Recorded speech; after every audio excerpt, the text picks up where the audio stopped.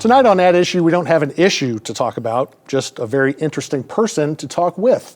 Dr. Sophia Omoro is an ear, nose, and throat surgeon with Graham Medical Group, and how she got to Central Illinois is a pretty fascinating story. Doctor, thanks for coming in. Thank you. It's my pleasure. I'm really happy to be here. You have traveled the world and done a lot with yourself, but I want to talk about your upbringing first in Kenya. All right. What was it like growing up there? Very different from here. So Kenya is a country, a lot of people don't realize that Kenya is on the equator. It's pretty high, it's very tropical, because a lot of people think Africa is just hot, but Kenya is not. But I grew up in a little village in Kenya, one of 8 kids, number 6, a family that was quite poor, but thankfully we had no idea we were, because you kind of live on what you got. And it's not until you leave that you realize that you don't have. But out of that, my father, with minimal education, knew at a very early age that the way up and out of all of that was education. So he hammered that into all of us, and we lined up like little ducklings, listened up, and here we are. But it's a very, very different lifestyle, very community-based, very focused on just day-to-day survival. We didn't have running water, no refrigeration, so a lot of it is what are you going to eat for your next meal and going to the market to get it. So it's very different. Did both of your parents work? My father was ultimately employed by the government. My mother was a seamstress, stay-at-home mom. Okay. And that was her source of supporting the family. So did you find yourself on your own a lot as a kid? Kind of having to not necessarily fend for yourself, but keep yourself occupied, keep yourself educated? Well, that's the thing. In Africa in general, and in Kenya for sure, there's a whole bunch of kids outside. So you never had to be alone. You were actually never alone. The neighbor, if you end up at the neighbors at lunch, you go eat with them. And if you end up at the neighbors who's known to your family in the evening, sleep over there. So it's very communal in that sense. So when you're not busy doing things you're supposed to be doing structurally, so your schooling, your chores, you're out and about with community, in a safe community. You know, herding cows, going to the river, doing stuff. So, yeah. How was the education system there as a young person? So Kenya was colonized by Britain. So for most of my life, it's different now, we were under the British system, which is a very focused educational system from a very young age. You start broad, but you start narrowing very early on, very focused, and at marked levels. So after first 8 years, all of the country, all the kids in that year take one exam, the same exam for all the kids in that. I know it's crazy. And then they'd publish the results and rank it. And then again at 4 years and then at 2. So it was a very different system, but very, very focused. I had no idea what multiple choice questions were until I came to the US. Everything was essay type, including math and chemistry. Wow. Yeah. I don't think I would have gotten through any of those classes if they weren't multiple choice. So that's pretty amazing. Yeah. So at what point were you multilingual? I mean, were you taught English and, you know, your native language early on? How did that work? So Kenya has 44 different tribes. 44 distinct people who don't understand each other. They speak a different language, different tradition, different custom, different everything. But when Kenya was made a country, these tribes had to live together. So the tribal languages are maintained. So my tribal language is Luo, L-U-O. That was the first language I spoke in life, and that's still my first language. And then since my neighbor next door might be another tribe, the country adopted Swahili, which is one of the 2 national languages. So from a young age, most kids speak 2 languages. You don't even know you're speaking 2 languages at that point. And then for everyone who's lucky enough to go to school, the other national language is English. So language of instruction is English. All newspapers in Kenya even now are published daily in 2 languages. Okay. And then after that, they encourage another language so you can communicate with the world. So I'm pretty fluent in French as well. Wow. Yeah. So at what point does your family decide, okay, you need that education that they're, you know, pushing on you, but are your options limited in Kenya as far as where you can go to school and further that? Very limited. There are very few schools at each tier. And so the higher you get to university level, now I think there may be 5, population of 54 million. And so the way that worked is this one exam that I'm talking about, everybody takes at each step. It's ranked, and then the top tier get to continue on. And so sometimes a B is just not good enough because there's a whole bunch of A's. And so they get to continue because of the limitation of education. So many really good people fall off along the way. So yeah. So how do you end up as a teenager in Western Canada? I have no, I'm kidding. But so again, those exams. So my dad had this thing about, actually he used to say, I don't want an A plus, I don't want your best, I want an A plus. Keep your best for yourself. And so this A plus mentality that he put into us, including waking us up at 3 a.m. to study, not to do homework, to study, got us, most of the family, performing really, really well. So there is and was a scholarship that was awarded to one student per country per year based on academics. So for my year, I got that one scholarship. So that scholarship was to one of the 7, at the time there were 7 United World Colleges, an amazing system brought on by philanthropists whose idea it was, let's promote world peace by putting different people together and you guys figure it out for 2 years. And so I ended up in the one in Canada, at the Pearson College in BC. And so there was me and 199 other students like me who didn't know what the other was speaking, but for 2 years we lived together, worked together, did a lot of community service. I did my first kayaking there. I did my first and last rock climbing there. But they exposed us to everything, but it was all based on education. And what was the biggest culture shock? In Canada, not so much, because all of us were culture shocked. I mean, there was 200 of us from different countries, so it almost was like we're in the same boat. But outside of that system, the way things work so regimentedly in North America was absolutely mind-blowing, meaning that when the traffic light is red, it actually means stop. It's not a suggestion like it is in many parts of other parts of the third world. But the biggest culture shock for me was actually when, after those 2 years, I came to the US. Because we all have this idea of what America's like, and I realized it's just an idea. Yeah. What did you think it was like before you got here?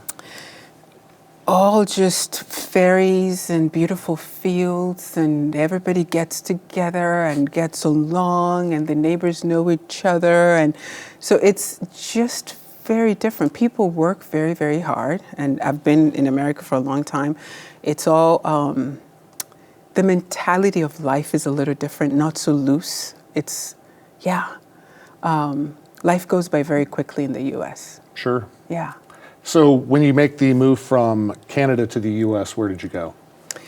So I went from Canada to Oakwood College in Huntsville, Alabama. Okay. Yeah, I know. Lots of rockets there. I was right next to them. It was actually beautiful, next to NASA. But that was my first taste of America. I did my undergraduate there. And again, you know, I say in life there are these people who are your champions, who see in you what you want to be and open a path. So I had one there who said, you know, you're very talented in sciences and we know what you want, so you need to apply to Tulane University in New Orleans for your MD, PhD. So I applied, and again, the A+ mentality, I got the scholarship and did 6 years of MD and PhD. Again, overachieving for absolutely no reason. Well, again, you know, New Orleans, another lifestyle too, Yeah. that we see in different parts of the country. I'm curious, when I always like to ask doctors this, how do you choose which field you want to focus on? Because there's so many, Yeah. and you know, you're an ear, nose, and throat surgeon. Why that specific field?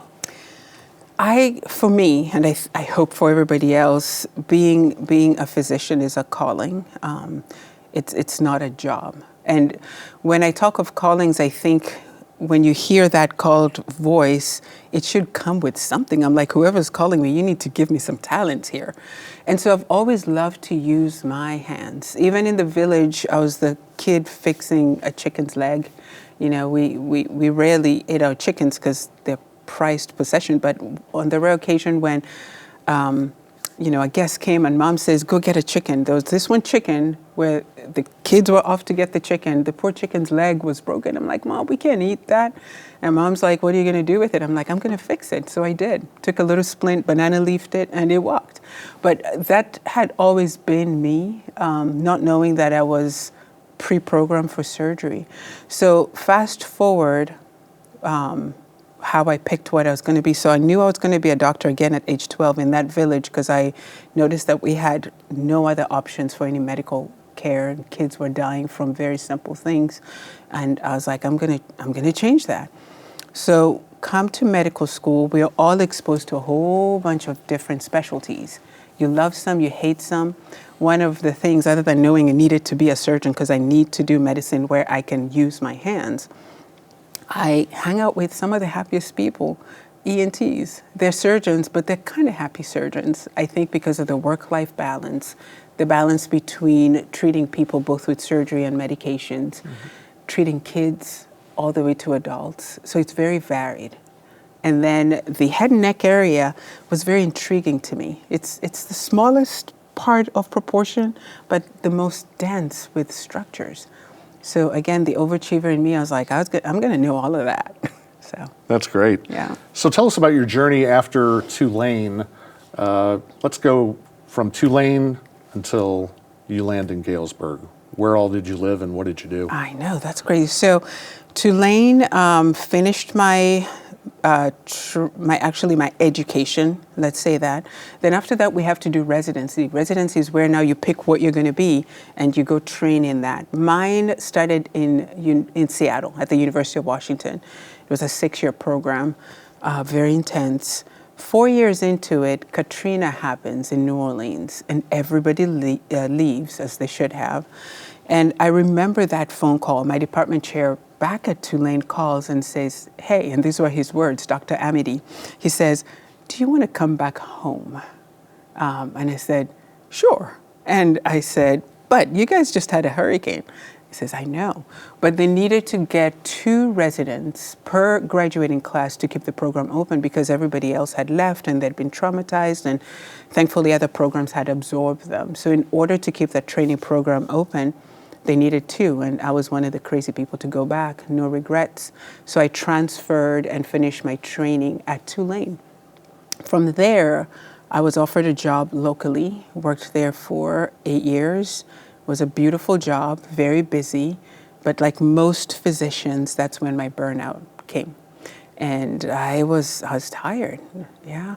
And then being tired, I said, I'm done at a very young age. And they said, what are you going to do? I said, I have no idea. I'm going back to Kenya, to the village. But 2 months into I'm done, I'm like, okay, my hands are itching. So I initially signed up with a temp agency, and there are such things for doctors that place you in areas of need without certain specialties. So my first stint was in Ohio. That turned into a permanent position. And then I went back closer to home to Mississippi 3 years ago. And then I got the wonderful call from Graham Hospital, and I've been here since April. Now, when Graham calls you, do you have to get out a map and say, where is Galesburg, where's Canton? I have to do that every time I come. No, people who know me, and I said I work in Canton, and these are Americans, not even foreigners like me, they say, where is that? So absolutely, I had to get out a map and figure out how am I going to get there? Who flies there? Does anyone fly there? Right. Yes. So did you take that job sight unseen, or did you go there first for an interview? So I had an interview first, came out for a couple visits, made sure that I would survive. Still, I don't know whether I'm surviving the winter. You ask me that after the winter comes because I don't do good in snow. But no, I came and met with the people, and really what sold me was the community. I love rural communities. The hospital, the staff, the leadership is just so supportive. It was a no-brainer for me. So since you like rural communities, I mean, was it a hard transition at all, going from, of course, New Orleans, one of the biggest cities in the country, to Canton. Yeah. Much smaller, obviously. Absolutely. It is a transition. So I call myself a global citizen, as you say. I've been all over, and these 8 siblings of mine I talk about are literally scattered all over the world, Australia, all over. So I fly very easily. Whereas some people will be like, oh my word, that is a long flight. I'm like, no, it's not. Just hop on a plane and go to sleep and get there. So for me, as long as there's access to other places, the world is very small in my head. And so that's not a problem. If there's a flight going, it's fine. Yeah. So it's all about the access. So you've only been in Canton/Galesburg 6 months, roughly? Yeah, roughly, yes. What's been the most surprising thing, either work-wise or personal-wise, that you've encountered? You know, the surprising thing is the peace of driving. You know, I think we were talking about me doing surgeries currently in Canton at the Graham Hospital until they build a surgery center in Galesburg. So I'm doing that drive every day. And I thought it would be bothersome, but it's so peaceful. I'm finding that I love the rolling hills and the cows. So that was surprising because I don't typically love to drive. I like to fly. Okay. So I'm finding that I love that. The other thing is everybody's so grateful. And it reminds me of why we go into medicine. You know, in big cities where there's a whole bunch of specialists, there's a lot of access to all kinds of specialists and subspecialists. You find, for lack of a better term, maybe a little bit of an entitled mentality in medicine both ways. But here where, you know, it's a privilege for me and for my patients to have specialties like me. It's a beautiful synergistic relationship. People come, there are not too many no-shows, whereas elsewhere you make an appointment and they're not coming because something else happened. And people come because they genuinely need help for real things. So it's a very different way of practicing medicine that goes back to the core of why I chose it and reminds me that you know, to be a steward of someone's life. I want to talk about your other career, which has nothing to do Absolutely. with medicine. Yes. You're a fashion designer. Tell me how you got into that. I think it got into me at birth. So my mom, we mentioned she was a seamstress. That was initially her way of clothing 6 girls. There's 6 girls and 2 boys. And so she would get a piece of cloth and say, girls, what you want? And so each one of us girls would have to literally sketch what we wanted, because if my fabric's gonna look like yours, my style is not. You know, I'm your sister, but I don't love you that much. So unbeknownst to all of us and to me, we were actually sketching and working that from birth. And then when my mom made that her at-home career, she would use us, the girls, as her finishers. So I can sew a buttonhole like you'd never know that a machine didn't do that. I can do invisible hems. She would teach us how to sketch and do patterns and all of that. So it's always been in me. Now fast forward coming to the US or to North America, it was a big shock that I'm not privy to having custom clothing as I was back home. You know, custom clothing is a different thing here. So what I do is either get my own off the rack and alter it, or I would sketch things, and when I got a chance to go back home, have someone make it, wear it, and then people around me started asking, who made that? Where is that from? And can I have it? Can I borrow it? And so the brand was born because one of my friends, a nurse at Ochsner, kind of challenged me and say, hey, why don't you make a capsule? A capsule is a group of clothing that go together, and then we'll hold a trunk show, which is when you have an open house somewhere and people come. And she invited, people came, and everything sold. And people were asking, where do I get the rest? And I was like, I have no clue. But anyway, so that's how the brand was formed. And once that started, it was a no-brainer for me that I had to support the people back home with it. And tell me the brand name. Odd Aomo. Okay. A whole bunch of O's, a whole bunch of vowels, and 2 consonants. But Aomo is actually my name. Okay. Yes, O-D in Luo, that first language of mine, means house of. I know 2 letters saying all of that, house of. So Od Aomo is House of Aomo. My name, though, in my tribe and in most African tribes, is bestowed. So I carry it from someone. So I'm carrying the name of my grandmother. It means born during harvest time. And I don't have any kids, but if I did, I would bestow that on. So it's a matriarchal, maternal lineage name. I do have a lot of nieces who are carrying it on my behalf, but Od Aomo is House of Aomo. So beyond being my name, it represents a maternal lineage. Okay. Looking at your website, and we've been showing some pictures of your creations. I don't, believe it or not, I don't know anything about fashion, but looking at these clothes, they definitely look unique and like things that we're not seeing on the racks around here. Yeah. So how much work have you put into this? How much work are you putting into this, as you're also a full-time doctor, obviously? You know, a lot of people say it's a hobby. I found out very quickly it was not a hobby, and the accountant will tell you that. But I'm also very blessed to have a team.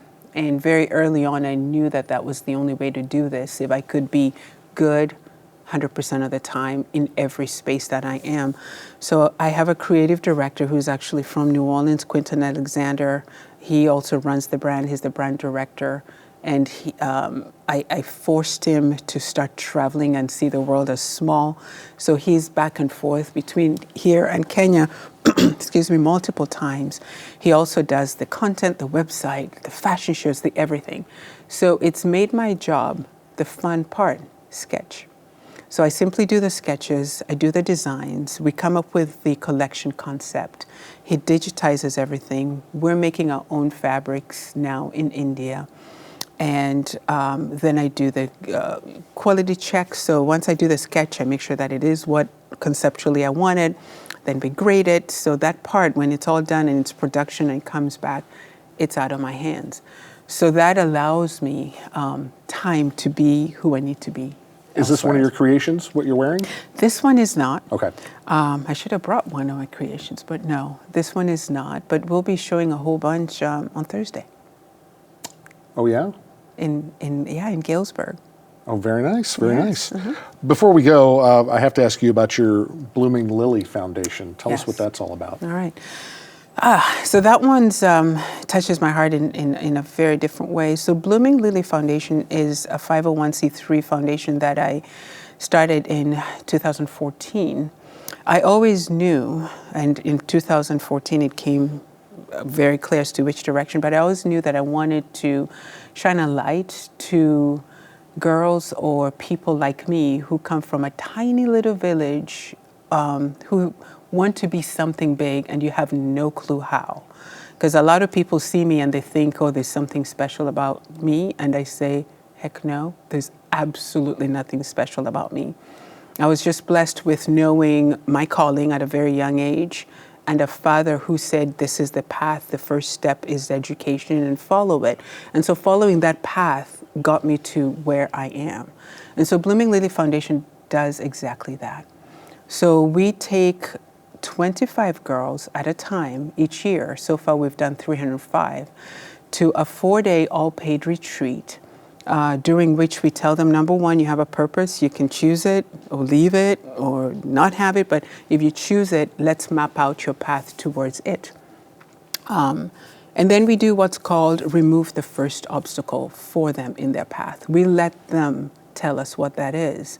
Unlike a lot of foundations, which very well-meaning say, hey, we've brought you stuff, we let the girls tell us what their first obstacle is. So, for example, in this one school of 180 girls, their collective first obstacle was their monthly needs.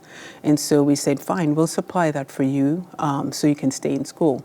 Because for these girls, otherwise, 1 week a month they'd be out of school and they're expected to perform and compete. So out of 305 girls since we started, in a village where no one had gone to college, 41 have made it. Great. Yeah. And the name Lily was actually, I picked it because it's named after my sister. My sister Lily passed away. I see her as a flower that bloomed and then got truncated, but she died at age 46, so very young. She was kind of my path. I wanted to be like her. She was number 3, I'm number 6. But Lily's circumstances were very preventable. It was a lot of undiagnosed and untreated mental health, an abusive situation. And when she got colon cancer at age 38, she did not get any treatment, and so she passed away. So blooming lily is a twofold. You know, flowers need to bloom in order to be any good to anyone, either fragrance or color. But you need to know where you're planted so you can avoid your obstacles. So that's blooming lily. Well, that's a great story. And I wish we had another half an hour to talk, but we're out of time, unfortunately. That's okay. But we are happy to have you in Central Illinois. Hope to stay here for a while. I will. And, I will. Plan to. Keep up the good work. I'm honored. Thank you so much. Thanks for your time. Dr. Sophia Omoro with Graham Medical Group in Canton and Galesburg. That's our time for now. Thanks for joining us. You can check us out anytime at WTVP.org and on Facebook and Instagram. Have a good night.